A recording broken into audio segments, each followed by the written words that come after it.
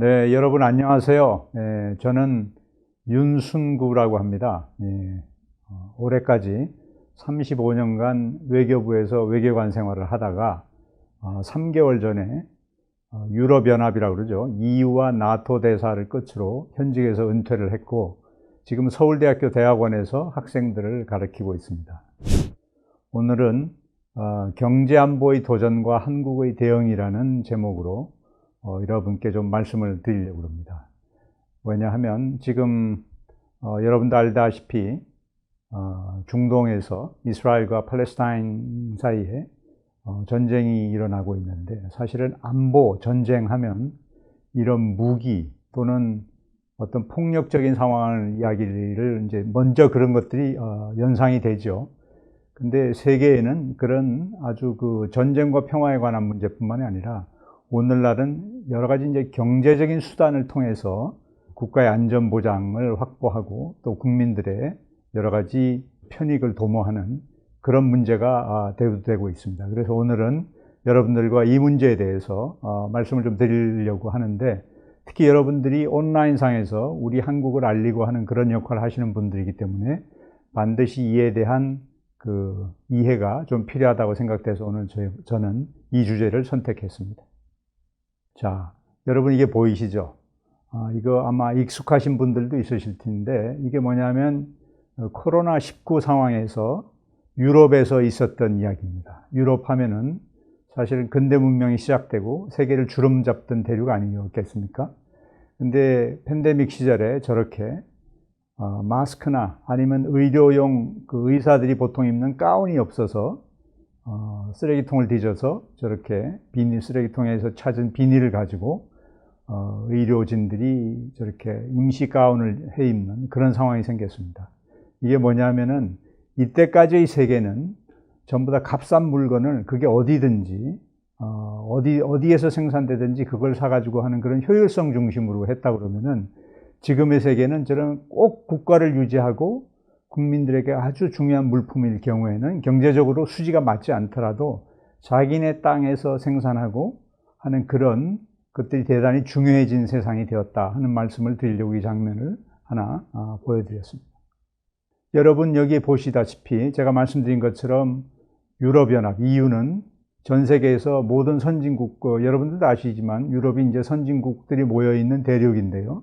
여러 가지 보건의료 지표상 뭐 어디에도 빠지지 않을 정도의 기록을 보이고 있습니다. 기대 여명이라든지 영아 사망률, 또 의료비 지출이라든지 모든 면에서 세계 이제 아주 최선진국권을 형성하고 있는데도 불구하고 저런 기본적인 의료용 장비가 없어서 저런 과정을 거쳤다 하는 말씀을 드리는 것이죠. 자, 두 번째 장면은 유크레인 전쟁이 지금 진행이 되고 있는데, 유럽에서는 유크레인 전쟁 전에 약 에너지의 24%를 러시아에 의존을 하고 있었습니다. 만약에 이런 의존도가 없었다 그러면 감히 러시아가 전쟁을 일으켜서 유크레인을 갖다 무력으로 침공하는 그런 생각을 못 했겠죠. 그래서 유크레인 전쟁은 유럽과 러시아 간에 또는 글로벌리 서로 상호 의존하는 그런 관계가 오히려 의존이 취약성을 만드는 그런 관계로 치환이 됐다 하는 걸 보여드리려고 제가 이 화면을 준비했습니다.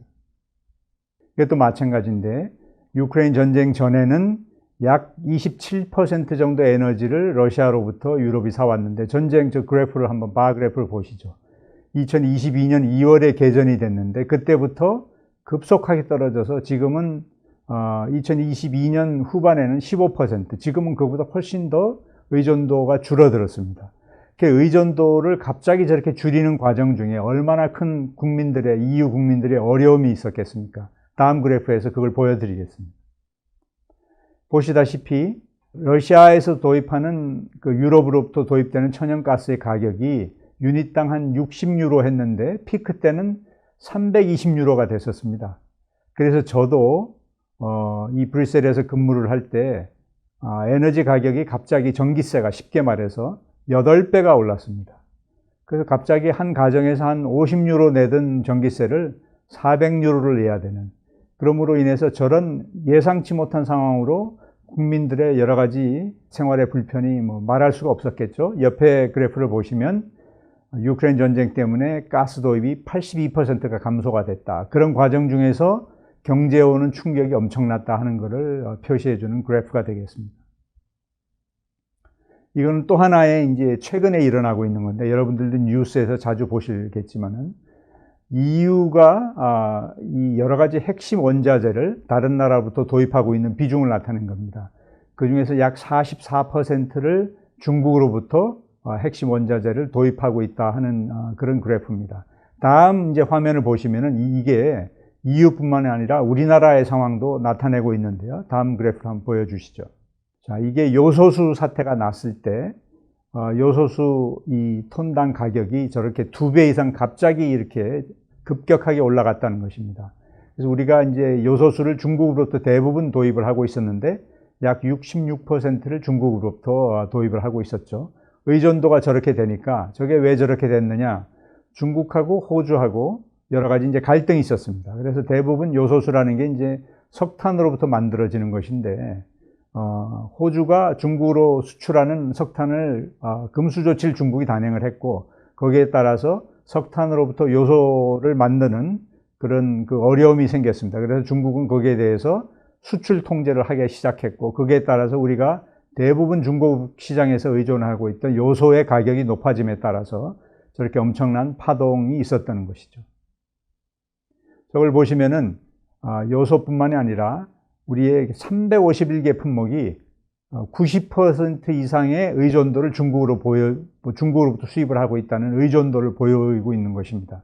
그래서 만약에 마음먹기에 따라서 중국이 이런 핵심 부품을 갑자기 수출을 중지한다라든지 하면 경제에 미치는 파장, 국민 생활에 미치는 파장이 엄청나겠죠. 그래서 이렇게 서로 이렇게 의존적인 경제가 갖고 있는 취약성을 이 그래프가 또 한번 보여주고 있습니다. 자, 오늘날 반도체가 이제 대표적인데요. 글로벌 밸류 체인이라고 그래서 이 가치 사슬이 저렇게 민감하게 얽혀 있다는 것입니다. 우리가 모바일 폰 하나를 만드는데도 그 안에 반도체도 22개국 이상에서 여러 가지 부품을 조달하고 완제품의 부품도 여러 나라들이 함께 부품을 조달해서 물건이 만들어지고 있다는 것을 보여주고 있는 것이죠. 또 하나의 이제 장면은 오늘날은 뭐니 해도 전 세계적인 기후 위기에 대한 대응이 가장 중요한 과제가 되는데 이런 과제에 대응하기 위해서 미국은 Inflation Reduction Act라고 해서 인플레이션 감축 법안, 또 EU는 그 Net Zero Industry Act라고 해서 탄소 감축하는 그런 법안을 만들었습니다. 이게 왜 중요하냐 하면은 기후 재앙이 예견이 되면서 사회가 이제 탈탄소 쪽으로 이제 가야 되는데 거기에 따르는 여러 가지 기술적 그 전환을 신기술이죠. 그러니까 신기술을 선점하고 선제적으로 자국이 하는 그런 표준에 맞춰서 하는 그런 경쟁이 일어나고 있습니다. 그런 것들이 우리가 흔히 알고 있는 반도체라든지 배터리, 이런 여러 퀀텀 컴퓨터, 바이오 이런 분야뿐만 아니라 여러 분야에서 자국 중심의 신기술 표준을 만들기 위해서 세계 각국이 이렇게 노력을 하고 있습니다. 또 하나는 이제 코로나를 거치면서 우리가 이제 언택트 사회라고 그러죠. 직접 대면 접촉에서부터 디지털 전환이 예상보다 급격하게 일어나면서 하여튼 이 자유무역에 대한 회의가 있고 이 글로벌 밸류 체인이 지역화되고 이런 상황이 이제 가속화되고 있는 것이죠. 이런 상황에서 우리가 여러 가지 이제 그 경제 안보의 위기가 심화되고 있다는 장면을 보여주고 있는 것입니다. 그런데 이게 그 미국의 IRA라는 게 어떤 서로 우호적이지 않은 국가 사이에서만 일어나는 것이 아니라 미국이 Inflation Reduction Act를 갖다가 취함으로 인해서 저 인플레이션 감축 법안이 뭘 담고 있습니까? 대부분 자기네 나라에서 미국에서 생산되는 여러 가지 원자재 또는 전기차 이렇게 되면 혜택을 준다는 것인데 그렇다 하게 보니까 대부분 유럽에서 생산과 투자를 하려고 했던 세계의 다국적 기업들이 대부분 생산의 거점을 미국으로 옮기는 겁니다. 그러니까 유럽의 생산과 여러 가지 기후 변화에 대한 그 대응의 속도는 늦어지고 미국으로 생산 라인이 이동하게 되는 이런 상황이 생긴 것이죠. 또 하나의 이제 상황을 보면 그렇게 하다 보니까 어떻게 되냐면은 미국에서 중국산 전기차의 이제 판매가 이제 아주 어려워짐에 따라서 저 밑에 그래프를 보시면은 중국산 전기차가 급속도로 유럽 시장에 진출하게 돼서 지금은 중국에 파는 유럽산 자동차하고 거의 버금갈 정도로, 그게 또 이제 내연기관 자동차가 아니라 전부 다 전기차가 될 정도로 해서 유럽 시장이 완전히 중국 전기 자동차에 의해서 독점적인 구조가 형성이 되는 그런 현상이 생겼습니다. 이것도 경제 안보를 아주 어지럽히는 그런 상황이 되는 것이죠. 유럽 국가 입장에서 보면. 다음으로 또 중요한 게, 여러분들도 이제 많이 이제 느끼시고 들으셨겠지만은 미중 간의 거의 모든 분야에서 전략적 경쟁이 심화되고 있습니다. 이 그래프를 보시면은 미중 간의 경쟁이 얼마만큼 속도로 일어나고 있는가를 보여주고 있죠. 그야말로 한 20여 년 전만 해도 중국은 거의 미국 대비해서 아주 볼품없는 그런 나라가 됐는데, 지금은 GDP 생산 기준으로 해서 70%, 명목 수준으로는 그렇고 구매력 지수로는 오히려 미국을 능가하는 수준의 경제 규모를 달성하였습니다. 이러므로 인해서 미중 간의 패권 경쟁이라고 하죠. 거의 모든 분야에서 미국과 중국이 글로벌리 이렇게 서로 대치하고 대립하는 그런 상황이 생긴 겁니다. 자, 이걸 좀 이제 어려운 말로 하면은 미중 관계의 변화가 1950년도에는 1949년에 지금 현대 중국이 탄생했습니다. 그래서 그때 여러분들도 아시다시피 Who lost China? 누가 중국을 잃게 했느냐 하는 논쟁이 있었죠. 그래서 그때 있었던 현상이 메카시즘이라는, 누가 중국을 잃어버렸느냐 하는 그런 문제가 생겨서 반공산주의 그 흐름이 크게 있었고, 1972년도에 닉슨 당시 이제 미국 대통령이 중국을 방문함으로 인해서 미중 관계가 정상화가 됐습니다. 2001년도는 아까 바로 직전 화면에서 보신 것처럼 중국이 WTO라는 세계 무역기구에 가입함으로 인해서 비약적으로 중국 경제가 성장을 하게 되었고, 이런 성장에 기반해서 2018년도는 미국이 아주 위협을 느꼈습니다. 그래서 트럼프 당시 미국 대통령이 중국에 대해서 보복적인 관세를 취하는 그런 상황이 있었습니다. 중국도 가만히 있었지 않았죠. 중국도 2012년도에 당대회에서 중국몽이라는 중화민족의 대부흥이라는 그런 캐치프레이즈를 내걸었죠.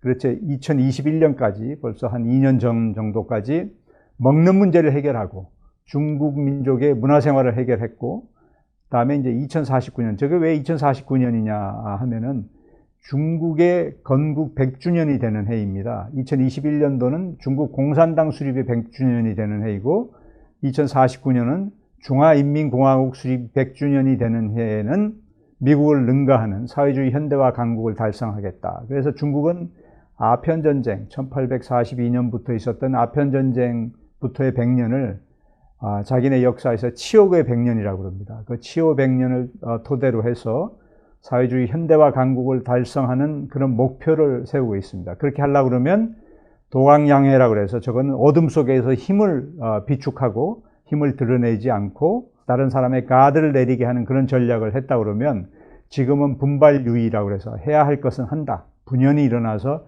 해야 할 것을 한다 하는 그런 기조로 국가를 운영하고 있는데, 그러다 보니까 이념과 군사와 경제기술, 외교 모든 영역에서 미국과 대립을 하고 있습니다.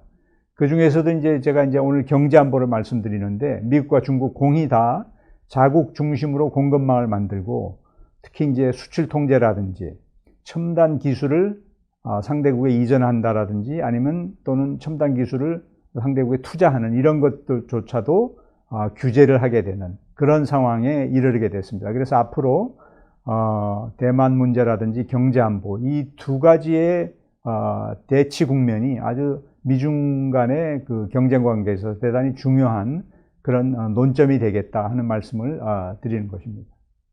그래서 지금까지 간단하게 말하면은 이때까지의 세계가 규범에 기반한 자유무역의 질서였다고 그러면, 그것은 한마디로 말해서 세계화, 어디에서 생산하든지 값싼 물건을 좀 싼 가격으로 생산하면 되는 효율성과 비교 우위에 입각한 세계였다 그러면, 앞으로의 세계는 그런 세계가 이제 같습니다. 그래서 상호의존이 취약성으로 반전되는 현실에서는 이 상호의존이 무기화가 되고, 그게 이제 유크레인 전쟁에서 우리가 봐왔던 것입니다.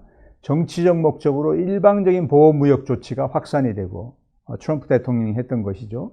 그래서 지금 미국, 중국 다 공이 상대방에 대해서 이중용도 물품 또 수출 통제를 하고, 자국 기업이 중국에 대해서 투자하는 것도 심사를 해갖고 까다롭게 만들고 중국도 마찬가지로 여러 가지 대응 조치를 취하고 하는 그런 상황이 되고 정치적 목적으로 강제 조치가 확산되는 그런 현상이 된다는 것입니다. 그래서 새로운 세계 질서가 만들어지고 있다 하는 말씀을 드리는 것이죠. 그래서 우리가 여러분들 아마 많이들 해외에서 직구도 하고 그렇지 않습니까? 국경이 의미가 없는 그런 세상이 있는가 하면 팬데믹 상황에서 봤지 않습니까? 아주 유럽 같은 선진국 번역도 마스크를 살 수가 없어서 국경을 통제하고 유럽이라고 그러면 이제 국경을 개방해서 한 나라와 같이 되었었는데 다시 영토의 시대가 중요한, 그래서 사이버의 시대와 영토의 시대가 공존하는 이런 구조적으로 이 두 가지의 관계가 아주 상황이 악화되면 구조적인 긴장 관계를 형성하는 그런 세상이 되어가고 있다 하는 말씀을 드리는 것이죠. 그래서 앞으로는 이 국제사회에서 무역을 하더라도 단순하게 값싼 물건 쉽게 싸게 사고 이런 것들이 아니라 값싼 물건을 사더라도 이게 우리 안보에 도움이 되느냐 하는 안보라는 프리즘을 통과해야지 정상적인 경제관계가 이루어지는 이런 세상이 되었다. 그래서 글로벌 세력 전위 세상에서는 거창하게 정치적으로는 신냉전이 도래되었다. 또는 국가안보라는 프리즘을 통과해야만 실질적으로 새롭게 교역도 일어날 수 있고 협력관계가 일어날 수 있다 하는 그런 세상이 되었다 하는 새로운 패러다임이 도래되었다 하는 말씀을 드릴 수가 있겠습니다. 그래서 이제 다시 제가 정의를 하자면은 전쟁과 평화의 문제는 이때까지 우리가 팔레스타인에서 일어나고 있는 것과 같이 무기, 전쟁, 영토 안보 이런 걸 연상했다 그러면 앞으로의 세계는 국가와 국민의 생존과 번영을 위태롭게 하는 여러 가지 유무형의 경제적 충격에 대해서 방어를 하고 공급망 같은 것들이 되겠죠. 국민 경제의 연관 산업이 큰 분야에 있어서는 여러 가지 국가 이익을 보호하고 국민들의 생존권을 도모할 수 있는 이런 그 조치를 취하는 그런 세상이 되었다. 그래서 단순하게 지금 우리가 사실은 무기를 가지고 싸우는 것들은 엄중한 이야기이긴 하지만 아주 그게 흔치 않은 일이죠. 근데 경제안보의 전선은 지금 이 순간에도 1년 365일 계속 그 상황이 전개가 되는 대단하게 아주 그 영향이 심원하고 모든 국가에 영향을 미치는 그런 상황이 되었다는 말씀을 드리는 것입니다. 그래서 여러분들도 여러 가지 이제 대회에서 활동을 하고 계시는데 우리가 한미동맹 이런 말씀을 많이 하잖아요. 비핵화 이런 말들도 하고 그렇게 하는데 이런 여러 가지 전통 외교와 비전통 외교가 경제와 안보가 융합되는, 그래서 경제의 정치화, 통상의 안보화가 되어서 경제통상이라든지 개발 인프라라든지 기후변화, 환경, 인권, 민주주의 모든 것들이 안보에 어떤 영향을 미치느냐라는 그 프리즘을 통과해야만 협력이 일어나는, 그래서 여러 가지 이제 정책 어젠다가 안보라는 그런 틀을 통과해서 일종의 리트머스 시험지가 되겠습니다. 그런 틀을 통과해야만 해당 국가하고 협력이 일어날 수 있는 그런 세상이 되었다. 그래서 우리가 이것을 경제안보의 시대라고 그런다. 이런 말씀을 드리는 겁니다. 이런 경제안보의 시대에는 조금 어렵습니다만 새로운 규범이 형성이 되고 있습니다. 이때까지 우리가 국가하고 통상과 무역을 할 때는 관세를 낮추고 관세를 궁극적으로 철폐하고 이런 것들만 알았는데 지금은 그런 무역 규범을 집행하는데 여러 나라들이 서로 자기네 기준을 고집하고 있기 때문에 일종의 이제 입장이 유사한, 가치가 비슷하고 믿을 수 있는 국가들하고만 하고 있습니다. 그래서 예를 들자면 디지털 경제, AI가 대표적이죠. 전자상거래 이런 것들이 새로운 FTA를 거의 대체까지는 아니지만 그거를 보완하는 역할을 많이 하고 있습니다. 그래서 유럽 같은 나라들도 FTA는 더 이상 좀 힘들어지니까 일본이나 한국, 싱가포르 이런 나라들하고 디지털 파트너십, 일본은 그걸 조금 이제 시장 개방 요소도 들어가 있는 Economic Partnership Agreement라고 그래서 EPA라고 그러는데 이런 영역으로 규범이 넓어지고 또 앞으로는 이제 개인정보 데이터, 이게 중요한 경제적 자산이 아니겠습니까? 이걸 분석해서 여러 가지 이제 경제적인 후생을 높이고 하는 것들이 있는데 이런 분야에서도 국제적인 규범이 이렇게 형성이 되고 있고 기후위기 대응 입법과 관련해서도 이제 CBAM이라고 해서 이제 우리가 이거를 탄소 국경 조정 메커니즘, 쉽게 말해서 국경 간에 탄소세를 이제 국가 간에 만든다 이런 말을 하죠. IRA라고 말씀드렸던 것처럼 인플레이션 감축 법안, 또 EU가 하고 있는 Net Zero Industry Act와 같은 기후 대응 입법이 있습니다. 이것들은 어떤 국제적인 표준이 있는 게 아닙니다. 각 힘이 센 나라의 권역 또는 나라, 이런 나라들이 자기네들의 어떤 입법을 국제적인 표준으로 만들려고 지금 노력을 하고 있다. 글로벌 법인세도 마찬가지죠.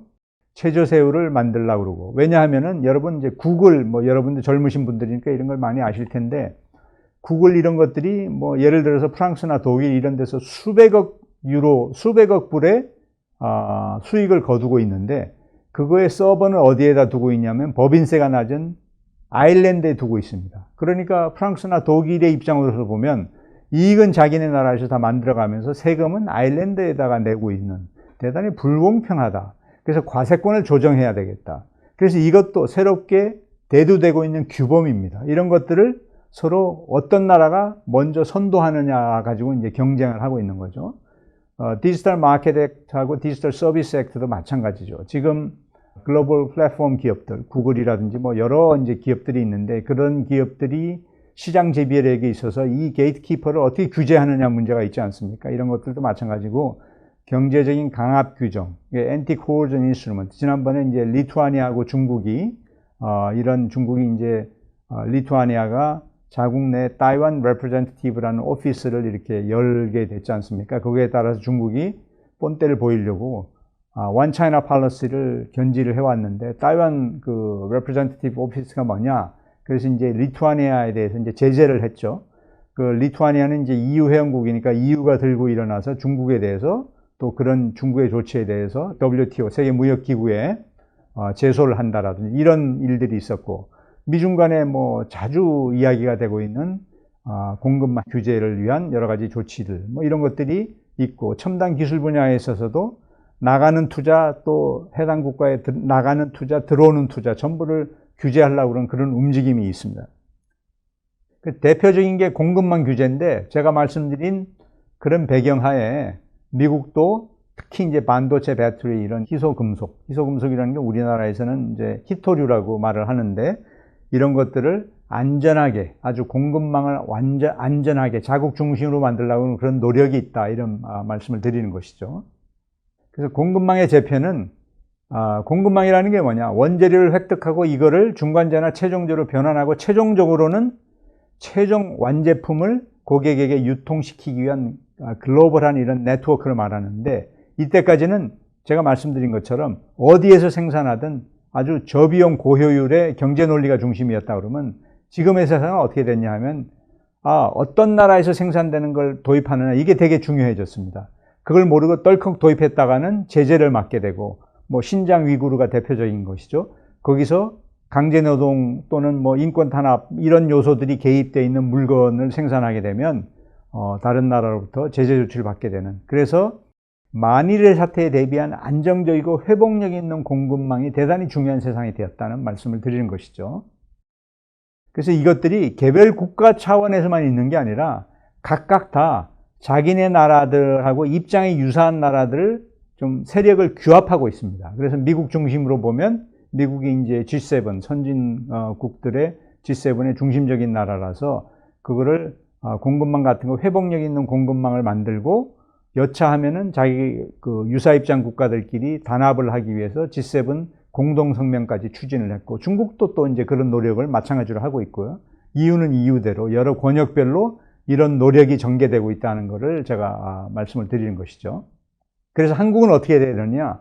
우리는 세상의 큰 나라 대비해서 여전히 그렇게 힘이 아주 강한 나라는 아닙니다. 결국엔 그래서 이런 경제안보의 시대에는 위험을 완화하고, 어떻게 하면 좀 회복력 있는 공급망에 편승해서 국가의 그 어떤 경제적인 충격을 최소화하고 국민들한테도 불편을 최소화할 수 있는 그런 메커니즘을 만드냐가 국가가 되게 중요한 과제입니다. 그래서 제가 아까 말씀을 드렸는데, 이제까지 국가들 사이의 경제적인 협력이 자유무역이라 하면 관세를 철폐하고 세금을 철폐해서 서로 교역이 많이 일어나게 해서 복리후생을 넓히는 그런 중심이었다 그러면, 이제는 세상이 달라졌습니다. 그래서 아주 안정적인 공급망을 만들고 이런 것들이 대단히 중요해졌는데, 저 인도 태평양 경제 프레임워크라는 게 미국 중심의, 뭐 많은 학자들이 이제 중국을 염두에 두고 미국 중심의 여러 나라들을 규합해서 그런 걸 했다고 그러는데, 한국도 여전히 미국이 중요한 동맹국이고 우리하고도 이제 경제적으로 대단히 밀접하게 연관되어 있는 나라이기 때문에 저 인도 태평양 경제 프레임워크에 한국도 이제 가입을 해서 나름대로 안정적인 공급망을 확보하고 여러 나라들하고 협력을 하기 위한 노력을 경주를 하고 있다. 그래서 한국은 이런 경제 안보의 시대에 저렇게 미국 중심의 인도태평양 경제 프레임워크에 들어가 있다, 이런 말씀을 드리는 겁니다. 그래서 제가 말씀드린 것처럼 한국은 사실은 우리 무역의 거의 한 80% 이상이 FTA를 체결하고 있는 나라들하고 일어나고 있습니다. 그래서 세계에서도 FTA에 상당히 선도국이 되는데, 이제는 더 이상 FTA를 늘리기가 어렵게 돼 있습니다. 왜냐하면 자유무역과 관련된 것들을 더 이상 많은 나라들이 그거에 이제 좀 되게 조심스러워하고 저렇게 경제안보 중심으로 경제협력을 하려고 그러고 있습니다. 그래서 FTA가 앞으로는 TIPF라고, 그래서 저거는 이제 Trade Investment Promotion Framework인데요. 쉽게 말해서 저거는 규범적인 게 아닙니다. 강제력이 있는 건 아니고 유사한 입장을 가진 나라들끼리 협력을 하고 하겠다는 그런 것이죠. 저거는 FTA는 이제 국회 비준 동의를 받는데, TIPF 저거는 그런 게 아니라 일종의 MOU 형식으로 필요하면 협력 의사를 갖다가 확인하고 여러 가지 유사시에 협력을 하겠다는 그런 네트워크가 되겠는데, 저런 거 중심으로 경제협력이 넘어가고 있다. EPA도 아까 말씀드린 것처럼 Economic Partnership Agreement인데, 저거는 시장 개방의 요소가 조금 들어가 있습니다. 근데 FTA만큼 그렇게 많은 시장 개방 중심이 아닙니다. 저것도 유사한 입장을 가진 나라들끼리 유사시에 공급망 협력을 확대한다라든지 뭐 여러 가지 이제 협력 메커니즘을 담고 있는 그런 내용이 되겠습니다. 그래서 우리의 경제 정책도, 대외 통상 정책도 FTA 중심에서 TIPF하고 EPA 중심으로 이렇게 좀 서로 보완하는 그런 방식으로 진행이 되고 있다 하는 말씀을 드리는 것이죠. 자, 이게 우리의 고민이 묻어나 있는 분야입니다.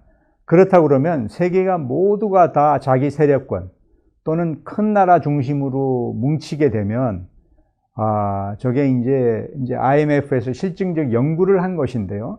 소위 말해서 이제 디커플링이라고 그래갖고 그 다른 반대쪽에 서 있는 나라를 배제해가지고 공급망과 무역을 그런 식으로 하게 되면 얼마만큼 피해가 일어나느냐 하는 걸 보여주는 그래프입니다. 저기에 보시면은 이제 미국과 중국, 그다음에 EU가 세상에서 이제 세계에서 가장 큰 경제 권역인데, EU는 EU 중심 국가가 이제 독일이다 보니까 이 세 개가 완전히 디커플링을 하게 되면 어떤 현상이 일어나느냐를 이제 실증 연구를 했더니 한국은 GDP의 마이너스 5%가 발생한다는 것이죠. 그 다음으로 중국이 또 이제 대여 의존도가 높으니까 중국, 그 다음에 EU 이런 나라들은 피해가 상당히 크죠. 4, 5%. GDP가 어느 해 5%가 감소된다는 것은 거의 경제적 위기가 일어나는 겁니다. 우리가 지난번에 IMF 위기 때도 그 정도가 아니었으니까요. 그러니까 이런 상황을 피해야 되겠죠. 이런 상황 속에서도 피해가 가장 적은 나라는 인도가 되겠네요. 인도, 미국이네요. 역시 내수 시장이 크고 대외 교역보다는 내수 중심의 경제를 운용하고 있는 나라. 일본도 우리보다 훨씬 더 피해가 적죠. 그럼 우리가 가야 될 길은 자명하게 되는 것인데, 가급적이면은 완전하게 분절화되는 세계 경제 구조를 유지하는 것보다는 위험은 완화하지만은 협업할 수 있는 것은 협업하는, 그래서 그걸 어려운 말로 디커플링이 아니라 디리스킹을 해야 되는 그런 경제가 한국이 나아가야 될 방향이다 하는 그런 거를 시사하고 있는 연구 결과라고 할 수 있겠습니다.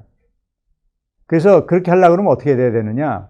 지금 트럼프 대통령이 2018년도에 중국에 대해서 관세 폭탄을 때렸고 중국도 보복 조치를 했다고 그랬는데, 그 나라들도 다 근거가 있습니다. 어떤 근거를 하냐 하면은 세계무역기구 가트에 이어서 WTO가 생겼는데, 그 가트에 이 안보상의 이유로 무역 제한 조치를 취할 수 있게 되어 있습니다.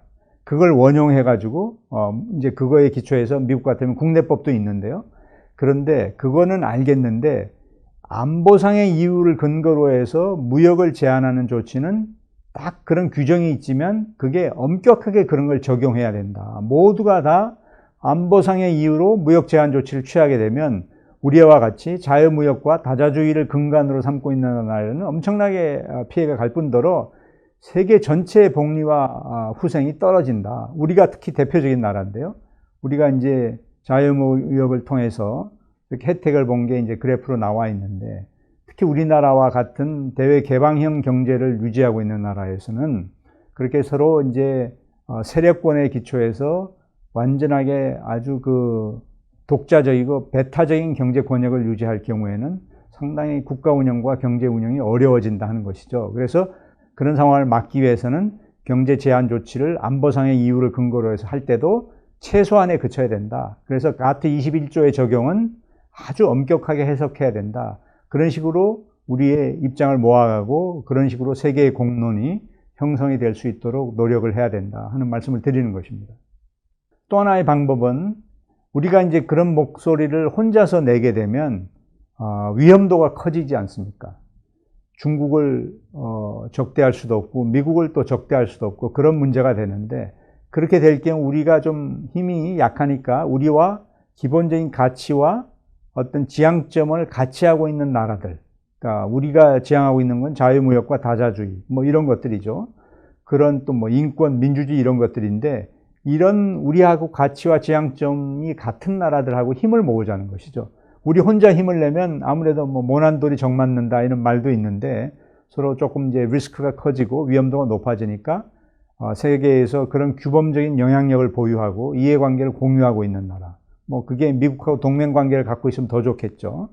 또 시장도 크면 더 좋겠고 상당히 단단한 논리적 구조를 갖고 있는 그런 파트너면 더 좋을 텐데, 그런 나라들, 또 어떤 규범을 형성하는 데 상당히 보이스가 있는 나라들, 그런 나라들하고 좀 어찌 보면은 같이 연대를 한다 뭐 이런 것들이죠. 그래서 미국이 Inflation Reduction Act, IRA죠. 그걸 대응하는 과정 중에서 그런 나라들하고 상당히 우리가 힘을 합했습니다.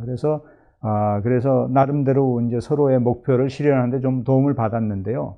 그래서 WTO 규제를 하더라도 WTO 규범에 근거한 규제와 대응을 해야 되겠다 하는 그런 목소리. 그럼으로 인해서 우리가 자유무역을 선도하는 그런 또 혜택을 받았던 그런 나라 입장에서 과연 여러분들 머릿속에는 그런 권역 또는 나라들이 어떤 나라일지 뭐 생각이 떠오르나요? 예, 저한테는 분명하게 떠오르는데요. 하여튼 그런 나라들하고 조금 협력을 하고 더 공조를 강화해서 우리가 이제 위험도를 낮추는 그런 노력이 조금 있어야 되겠다 하는 말씀을 드리는 것입니다. 또 하나, 우리가 이제 원체 경제안보라는 게 우리 경제 운용과 뭐 단순하게 이 경제 운용이 아니라 국가 전체 운용하는데 엄청난 영향을 미치고, 뭐 제가 말씀드린 것처럼 무기를 가지고 전쟁하는 건 1년 365일 있는 일이 아닙니다. 근데 이 경제안보라는 거는 오늘날 제가 말씀드리고 있는 이 순간에도 물밑에서 일어나고 있는 거기 때문에 대단히 국가적으로 단단히 대응하는 게 중요하다. 그래서 우리도 적극적인 경제안보 외교를 추진하고 있습니다. 그래서 아까 말씀드린 것처럼 우리가 이제 그 인도태평양 경제 프레임워크에 간다라든지 또 공급망에 들어간다든지 하면서 우리 유사 입장 국가들끼리도 하고, 또 중국도 이제 제가 말씀을 드리는데, 여러분 우리나라 총 수출 6천억 불이 조금 더 되죠. 뭐 왔다 갔다 했었는데 그 중에서 반도체 수출이 얼마나 될 것 같은가요? 예, 우리가 반도체 수출이 총 수출 중에서 약 20%가 됐습니다. 근데 그 반도체 총 수출의 20%였는데 그 총 수출의 20% 중에서 절반 이상이 중국 시장으로 가고 있습니다. 근데 갑자기 그게 단절이 된다고 그러면 큰 충격이 오겠죠. 그래서 그런 거에 대비할 수 있는, 그래서 우리가 그런 노력도 이제 경주를 해야 된다. 그래서 하여튼 그렇지만 또 우리가 지향하는 것들은 상당히 가치의 기초를 둔 그런 대외 관계를 유지하고 경제 외교도 그렇게 해야 되기 때문에 참 우리가 입장이 어렵습니다. 그래서 우리로서는 어떤 규제 조치를 취하더라도 좀 규범에 입각해서 그렇게 하고, 또 한편으로는 유사 입장 국가들하고의 협력에 또 네트워크도 단단히 해야 되는 여러 가지 어려운 과제들을 많이 가지고 있다. 그렇게 하기 위해서 적극적으로 경제안보 외교를 우리가 실천을 하고 있고, 지금 우리 정부도 그런 방향성을 잘 잡고 있다 하는 말씀을 드립니다. 그래서 그렇게 하기 위해서 여러 가지 이제 구체적인 이야기들을 저희가 써놨죠. 인도 퍼시픽 이코노믹 프레임워크에 우리가 저게 출범할 때부터 적극적으로 관여를 했고, 미국하고도 여러 가지 공급망이라든지 이런 분야에서 많이 하고 있고요. 한미일 3국 간에도 이제 그런 걸 하고 있고, 그래서 이런 노력들을 많이 하고 있다. 또 중국에 이제 제가 반도체 말씀을 드렸는데, 반도체 장비를 중국으로 들어가는데도 미국이 여러 가지 이제 규제 조치를 사실상 하고 있습니다. 그래서 우리가 필요한 어떤 설비 정설은 할 수 있도록 미국의 양해를 구하는 그런 노력들. 또 LMG, 그러니까 like-minded group이라고 그러죠. 유사한 입장을 가진 나라들하고 여러 가지 이제 정책적인 조정을 하고, 또 미국은 이제 저 Chips and Science Act상, 보통 이제 Chips Act라고 보통 이제 민간에서 많이 이야기를 하는데, 저기에 이제 어떤 내용이 들어가 있냐 하면, 미국의 반도체 투자를 해서 보조금을 미국 정부로부터 받은 기업들은 10년 내에 첨단 분야의 반도체를 Country of Concern이라고 그러는데, 우려 국가들이죠. 중국을 포함한 우려 국가들하고 그런 투자를 했을 경우에 미국의 보조금을 다시 되돌려줘야 되는 그런 규정이 있습니다. 그래서 그런 것들도 예의 관련된 상황들을 주시해가면서 저희가 피해가 생기지 않도록 민과 관이 여러 가지 이제 협업 체제를 단단히 만들어 난다 하는 그런 말씀을 드리겠습니다.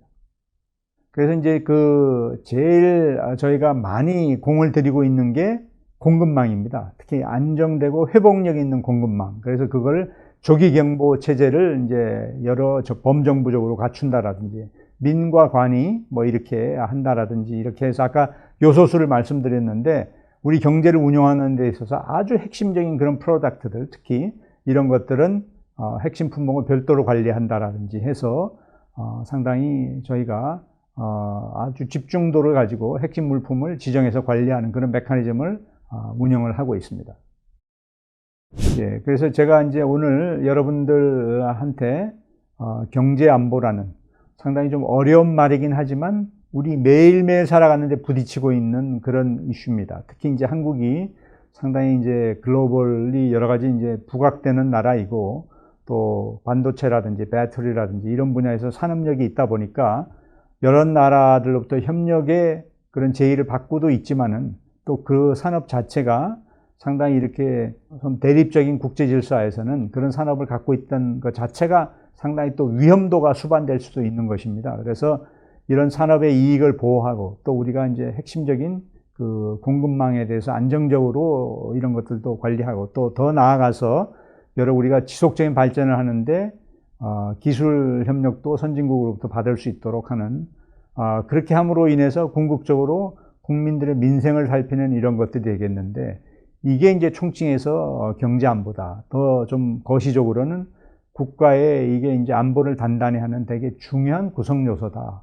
그래서 이런 문제가 대단히 중요하고, 아마 여러분들도 요즘 뉴스를 보면은 상당 부분 경제 안보와 관련된 이슈들입니다. 그래서 이런 이해가 세계에 나가서 우리를 알리고 이런데 여러분들이 큰 역할을 하고 계시는데 좀 도움이 될 것 같아서 오늘 경제 안보에 대해서 말씀을 드렸습니다. 감사합니다.